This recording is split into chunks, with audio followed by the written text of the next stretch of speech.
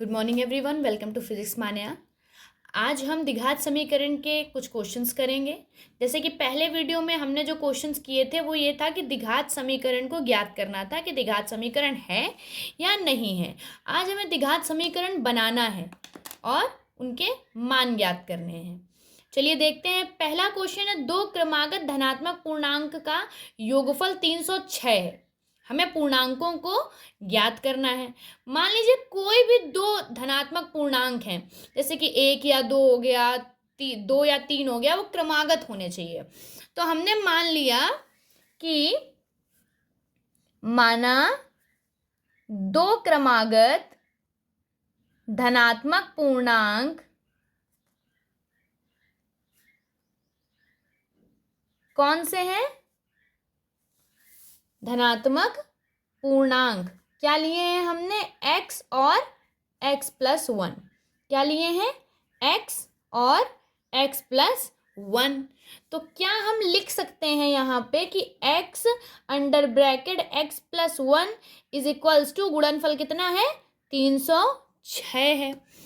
इन दोनों का मल्टीप्लाई करेंगे, कितना आ जाएगा? x² प्लस x, इसको इधर लेके आएंगे, -306 इज इक्वल्स टू 0। आ गया? ये बन गया आपका द्विघात समीकरण। हो गया ना? और आपके दो पूर्णांक कौन से हो गए? ये दोनों। समझ में आ गया? अब हम नेक्स्ट एग्जांपल देखते हैं। हमारा नेक्स्ट क्वेश्चन है कि रोहन की माँ उससे 26 वर्ष बड़ी है। उनकी आयु का गुणनफल अब 3 वर्ष बाद, यानी 3 साल बाद, यानी 29 ईयर्स की हो जाएंगी वो। तो तब उसका गुणनफल कितना है? 360 है। हमें रोहन की वर्तमान आयु ज्ञात करनी है। तो हम लिख लेते हैं, एक तरफ रोहन और एक तरफ माँ। रोहन 3 साल पहले कितना था? 3 साल पहले रोहन कितना था? मान लीजिए कि x था, और मम्मी x+26, यानी रोहन की आयु +26। और वर्तमान में रोहन 3 साल बीत गए ना, तो x+3, और उसकी मम्मी x+29, 29 साल की हो गई 3 साल बाद। तो अब इसी समीकरण से हम बनाएंगे। जैसे यहाँ पर हमारा क्या बन जाएगा? x+3, वर्तमान ज्ञात करनी है ना, तो x+3 और x+29, गुणनफल कितना था? बराबर 360। इनका मल्टीप्लाई करेंगे, कितना आ जाएगा? x² plus 3x plus 29x plus 87 is equals to 360।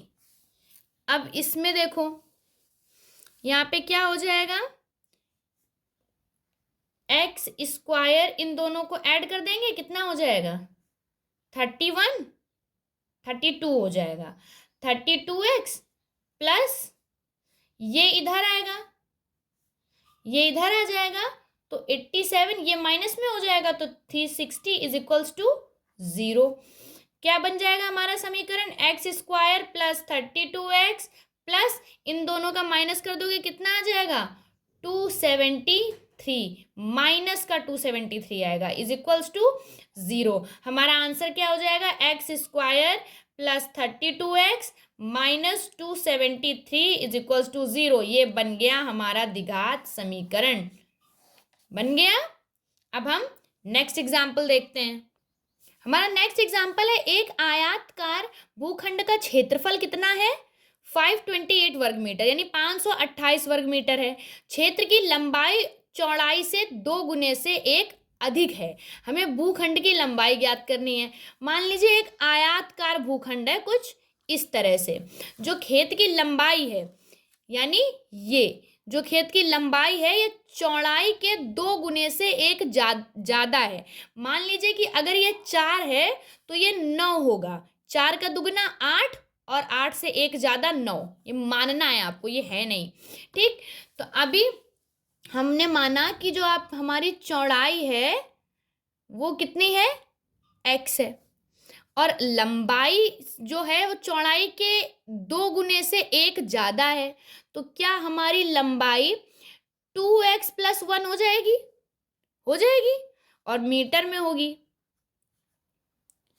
तो अब क्षेत्रफल हमें दिया गया है, क्षेत्रफल कितना दिया गया है, क्षेत्रफल दिया गया है 528 वर्ग मीटर स्क्वायर, 528 वर्ग मीटर स्क्वायर। अब देखो कितना आया। अब यहाँ पर क्षेत्रफल का फॉर्मूला कितना होता है, लंबाई गुणे चौड़ाई। तो बराबर में क्षेत्रफल हुआ 528 मीटर स्क्वायर, यानी 528 वर्ग मीटर। अब यहाँ पे लंबाई हमारी कितनी है, 2x+1 है, और चौड़ाई कितनी है, x है। बराबर में 528 मीटर स्क्वायर कितना आ जाएगा, इसका मल्टीप्लाई करेंगे तो 2x² प्लस x बराबर 528 वर्ग मीटर। इसको इधर लेके आ जाएंगे तो आ जाएगा 2x² प्लस x माइनस 528, ठीक, इज इक्वल्स टू 0। आ गया आंसर, बन गया हमारा समीकरण। अब इसी तरह के कुछ क्वेश्चंस मैं वर्कशीट में आपको दूंगी, आप उसे हल करिएगा, और जो भी प्रॉब्लम हो कमेंट करिएगा। वीडियो पसंद आया हो तो like share and subscribe this channel. Thank you.